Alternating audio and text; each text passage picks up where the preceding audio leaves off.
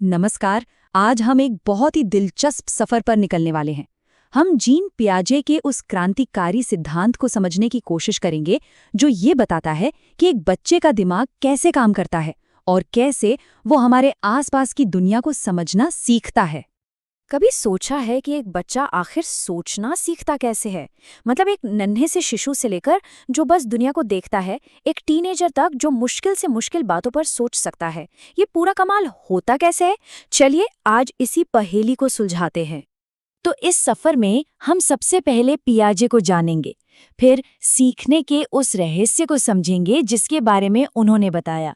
इसके बाद हम विकास के 4 जरूरी पड़ावों को देखेंगे और आखिर में ये भी जानेंगे कि इस थ्योरी का असल जिंदगी में क्या इस्तेमाल है। तो चलिए शुरू करते हैं। जीन पियाजे, जो स्विट्जरलैंड के एक बहुत मशहूर मनोवैज्ञानिक थे, उन्होंने एक कमाल की बात कही। उन्होंने कहा कि बच्चे खाली बर्तन की तरह नहीं होते जिसमें हम बस जानकारी भरते जाएं। नहीं, बच्चे तो अपने ज्ञान के छोटे छोटे आर्किटेक्ट होते हैं। मतलब वो अपने एक्सपीरियंस से दुनिया की समझ खुद बनाते हैं। और यही बात पियाजे की थ्योरी का सबसे बड़ा पॉइंट है। उन्होंने हमें ये समझाया कि बच्चों का दिमाग हम बड़ों जैसा बस छोटा वर्जन नहीं है। जी नहीं, वो सोचते ही बिल्कुल अलग तरीके से हैं। उनकी दुनिया अलग है और वो उसके नियम धीरे धीरे अपने अनुभवों से सीखते हैं। तो सवाल ये उठता है कि बच्चे सीखते कैसे हैं? क्या वो सिर्फ चीज़ों को रट लेते हैं? पियाजे ने कहा, बिल्कुल नहीं। सीखने की ये प्रक्रिया असल में कुछ बहुत ही दिलचस्प तरीकों से काम करती है। चलिए, अब हम ज्ञान की इन्हीं बुनियादों को समझने की कोशिश करते हैं। इस प्रक्रिया का पहला बिल्डिंग ब्लॉक है स्कीमा। अब ये स्कीमा क्या है?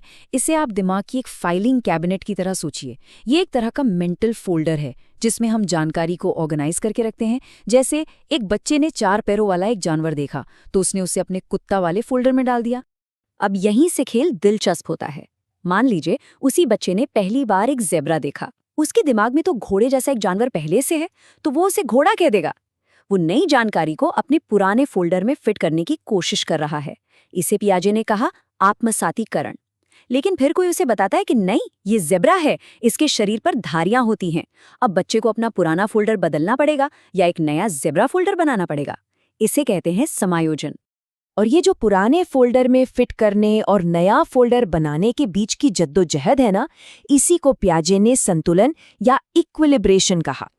ये वही ताकत है जो हमें सीखने के लिए धक्का देती है। ये एक तरह से कंफ्यूजन से निकलकर समझ के एक नए लेवल पर पहुंचने जैसा है। तो पियाजे ने इस पूरे दिमागी विकास की यात्रा को 4 खास स्टेजेस या पड़ावों में बांटा है। और कमाल की बात यह है कि हर बच्चा लगभग इन्हीं पड़ावों से होकर गुजरता है। हर स्टेज की अपनी अलग खासियत है। चलिए एक एक करके इन स्टेजेस को करीब से देखते हैं। तो हमारी ये यात्रा शुरू होती है जन्म से।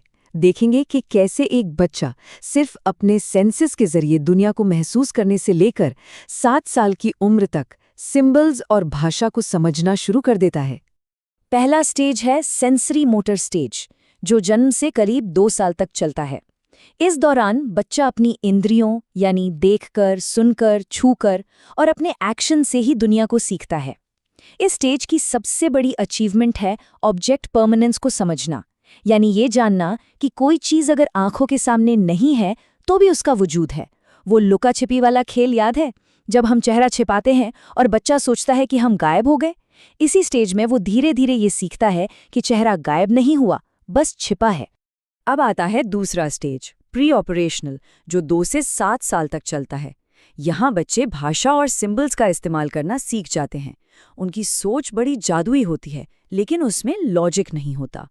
वो अहंग केंद्रित होते हैं, मतलब उन्हें लगता है कि पूरी दुनिया वैसी ही है जैसा वो उसे देखते हैं।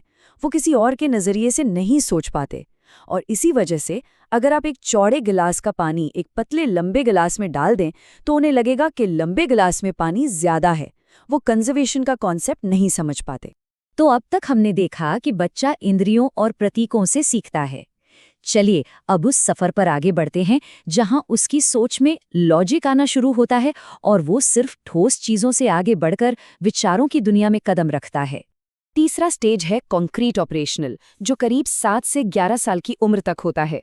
अब बच्चे की सोच में लॉजिक आ जाता है, लेकिन एक शर्त है, ये लॉजिक सिर्फ कॉन्क्रीट यानी ठोस चीजों पर ही काम करता है, जिन्हें वो देख और छू सकते हैं। अब वो पानी वाले एक्सपेरिमेंट में समझ जाते हैं कि ग्लास बदलने से पानी कम या ज्यादा नहीं होता। वो चीजों को उनके गुण के हिसाब से अलग अलग ग्रुप में बांटना और उन्हें एक लाइन में लगाना भी सीख जाते हैं। और फिर आता है चौथा और आखिरी स्टेज, फॉर्मल ऑपरेशनल, जो 11 साल की उम्र के बाद शुरू होता है। यहाँ सोच का दायरा एकदम से बहुत बड़ा हो जाता है। अब लॉजिक सिर्फ ठोस चीजों तक सीमित नहीं रहता। अब वो एब्स्ट्रैक्ट आइडियाज यानी कि न्याय, ईमानदारी, भविष्य जैसी बातों के बारे में सोच सकते हैं। उनकी सोच एक वैज्ञानिक की तरह हो जाती है। वो परिकल्पना कर सकते हैं और मुश्किल समस्याओं पर बहस कर सकते हैं। तो ये तो हुई थ्योरी की बात, लेकिन सवाल ये है कि इन सब का हमारी असल जिंदगी में क्या काम है। असल में पियाजे के इस सिद्धांत ने हमारे स्कूलों और बच्चों को सिखाने के तरीके पर बहुत गहरा असर डाला है। चलिए देखते हैं कैसे। इस थ्योरी ने एजुकेशन की दुनिया में क्रांति ला दी। इसने हमें सिखाया कि बच्चों को उनकी उम्र और दिमागी विकास के हिसाब से पढ़ाना चाहिए। सबसे बड़ी बात, सीखना रट्टा मारने का नाम नहीं है, बल्कि खुद करके और खोज करके सीखने का नाम है। पियाजे ने ये समझाया कि बच्चे की गलती उसकी नाकामी नहीं, बल्कि ये समझने का मौका है कि वो सोच कैसे रहा है। इसीलिए आज स्कूलों में एक्टिव लर्निंग, डिस्कवरी और बच्चों को सेंटर में रखकर सिखाने पर इतना जोर दिया जाता है। तो कुल मिलाकर सबसे बड़ी बात क्या है? पियाजे ने हमें दिखाया कि सीखना सिर्फ जानकारी जमा करना नहीं है, ये तो सोचने के तरीके को जड़ से बदलने की प्रक्रिया है।